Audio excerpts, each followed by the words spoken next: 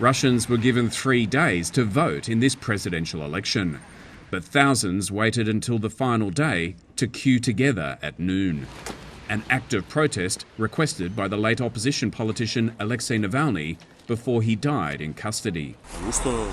Everyone went at midday, and I went as well. All my acquaintances and friends. I'm glad to see so many young people. I'm glad people are crowding around, wanting to participate in the election. I've rarely witnessed such activity before.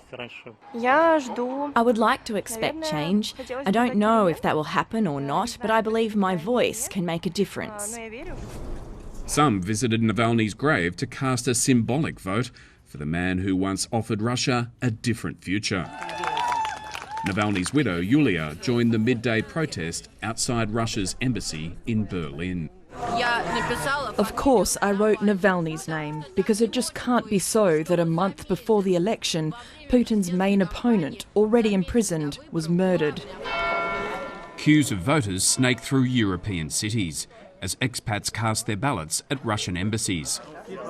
Vilnius in Lithuania is home to many political exiles from Russia, including former colleagues of Alexei Navalny. They were buoyed by the noon against Putin turnouts in and out of Russia. The main thing is happening inside Russia on those polling stations in Moscow, in St. Petersburg, in Kazan, in any big or small city.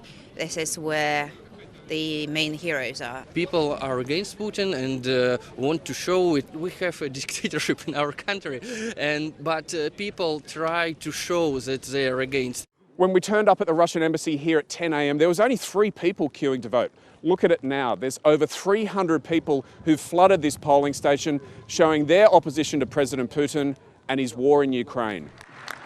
Whatever the true results in this election, a large proportion of the population in Russia continues to support President Putin. You want to know my opinion regarding whether our elections are democratic or not. I believe they are democratic. But Navalny's team still has hope for democratic reform in their country. I've never lost hope. One of the last words that Alexei has written from prison was that the hope still exists, so I have absolutely no reason to question that. In the meantime, these supporters have to live with another 6 years of Putin, the man they hold responsible for Navalny's death.